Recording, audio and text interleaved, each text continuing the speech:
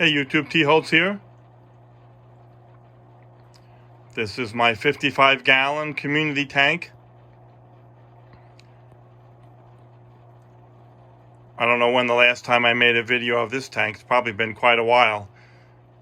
There's a lot of different fish in here than there was the last time I made a video. This tank houses my 2 gold grammies. I just picked them up last week, actually. I never seen gold grammies with that color. Usually they're not as bright. They're close to the front of the tank now, so we're not getting the full orange coloration, but they're usually not that bright orange color. I saw them at the my local fish store. I wasn't planning on getting any grammies, but when I seen them in the tank, I couldn't resist buying them. You can see how bright their colors are. Also, my silver dollars. I have 7 silver dollars. These are the spotted variety. They're a good choice for a medium-sized tank like a 55. They don't get anywhere near as large as some of the other silver dollars do. They're still a nice size, but they don't get that really huge size that many of the others do. Now you see my kissing gourami. And also a new addition last week, a moonlight gourami. That's a nice looking fish as well. He's kind of small right now, but he'll grow in this 55-gallon tank. And the schooling fish you see are diamond tetras. Always a lot of activity when you have diamond tetras, as they go back and forth. As you can see, they go back and forth, non-stop action when you have a school of diamond tetras. I think I have 12 diamond tetras. Striped Raphael catfish hides in this log all day long. You see his tail sticking out, and you get a little bit of a view of him. That's pretty much what you see from him. Comes out at night and feeds. And some stir-bay catfish as well. One of the nicer looking of the Corridora species, the stir-bay. You can see the markings on him. And that's an Aeneas from Venezuela, high fin Aeneas Cory cat. And we'll get a better look here. A couple of more stir-bays.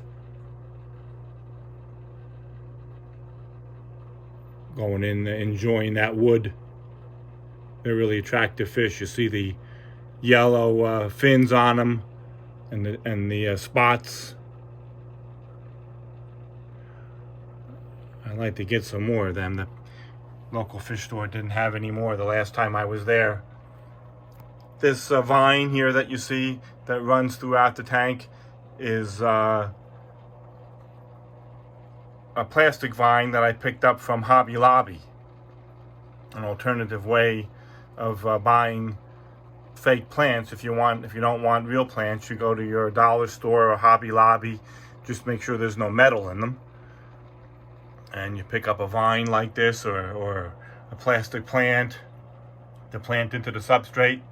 Much cheaper way of getting artificial plants than purchasing at your local fish store. And you see some of the assortment of the cories here on the bottom.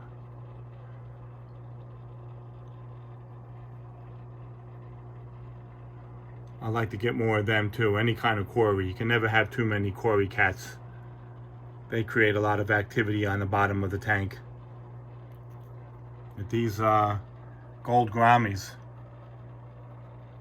really have a lot of color. This tank is filtered by 2 aqua clear 70s. So there's plenty of filtration in here. There's quite a few fish. Some large ones here with all the silver dollars. As you can see, the coloration on them is very nice also. The reds, the blacks, the silvers.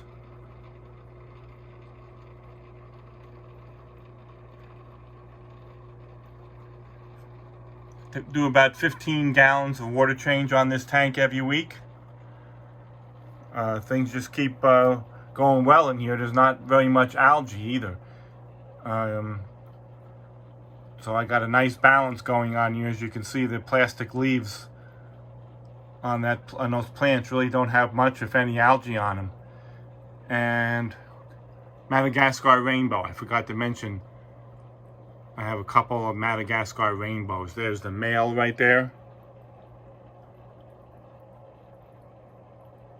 You can see he's got some nice color, and his female right there with him.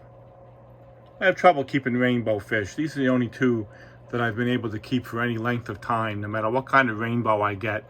They live for a few months, and then one by one they die off. And it doesn't matter whether it's Bozemanii, whether it's Praecox. I've tried many of the different rainbow species without much success. I also have a little wave maker in here. That kind of blows the dirt off this white sand, and then it collects behind this log here. I did a water change earlier today, and that's where most of the dirt and the poop collects, so it's easy to pick it up during a water change time. It's all pretty much in one place.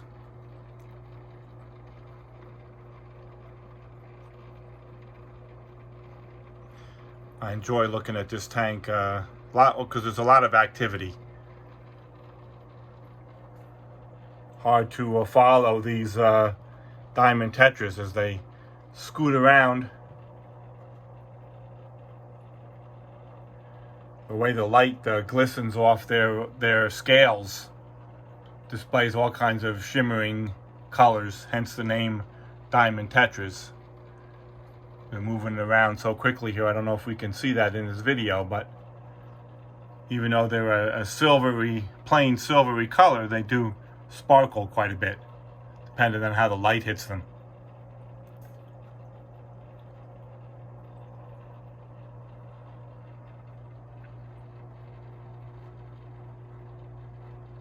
This piece of wood, this hollow log, I actually found in the street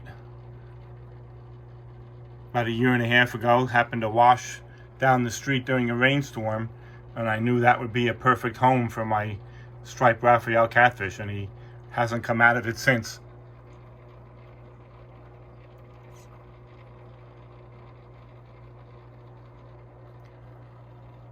All right, YouTube. We'll get a scared the quarries off there as I brought the phone close by. Really like these sturbays. Look at the coloration on them.